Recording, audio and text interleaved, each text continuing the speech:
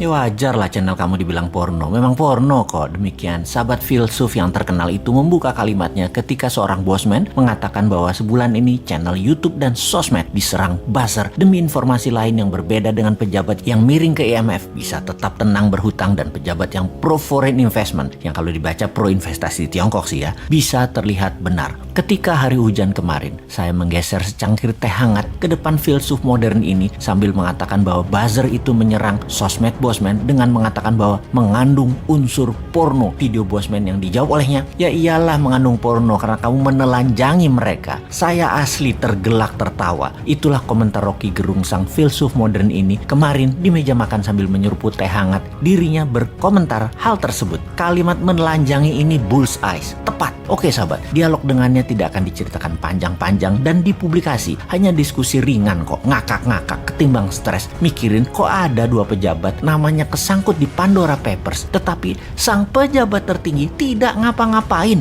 Mereka dan masyarakat dong lebih hebat lagi, yaitu bahwa itu dianggap hal biasa saja di zaman pejabatnya yang paling populer sedunia saat ini. Itu biasa saja, walaupun artinya nama yang ada di Pandora Papers itu kalau mereka berdua pejabat di Tiongkok sudah masuk kategori korupsi yang bakal di titik-titik. Kalian tulis sendiri titik-titik itu apa. Tapi itu kan di negara yang berdaulat yang anti korupsi.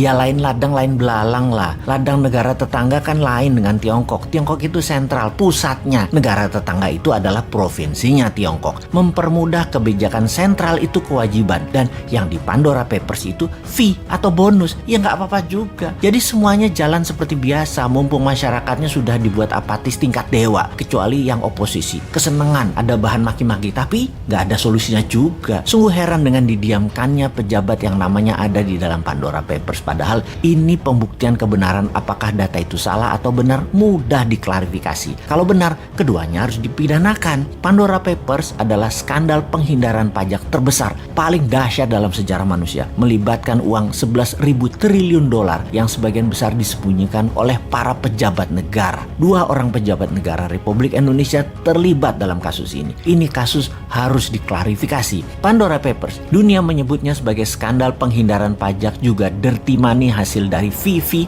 penyalahgunaan kekuasaan, serta menyembunyikan uang haram. Di sisi lain, inilah jurus upaya dunia untuk membersihkan uang kotor atau dirty money yang bersumber dari kejahatan pajak dan segala turunannya. Bagi Indonesia, apakah ini sebuah skandal besar? Yang jelas ini aib bagi pejabat negara, karena penghindaran pajak oleh pejabat negara terjadi tepat di saat pemerintah sendiri sedang mengkampanyekan disiplin pajak, taat pajak bagi segenap rakyat Indonesia. Ini menjadi aib bagi pemerintah karena kedua pejabat menteri tersebut masih ada di kabinet dan belum mau mengumumkan jumlah uang yang mereka tempatkan di Pandora Papers tersebut. Keterlibatan dua menteri pemerintahan saat ini yang masuk dalam daftar nama pejabat dunia yang melakukan penghindaran pajak setara dengan 130 tahun penerimaan pajak APBN Indonesia sesungguhnya akan menjadi pukulan telak bagi pemerintah yang akan menghalangi seluruh upaya pemerintah dalam meningkatkan kedisiplinan pajak di dalam negeri. Untung rakyatnya nggak paham dan tidak peduli. Namun pastinya upaya pemerintah untuk menggenjot pajak dari orang pribadi saat ini akan menjadi bahan cemoohan bagi pembayar pajak karena menterinya sendiri justru melakukan penghindaran pajak. Pejabatnya mencari surga pajak di luar negeri, sementara rakyat Indonesia sendiri dibenamkan dalam neraka pajak. Tapi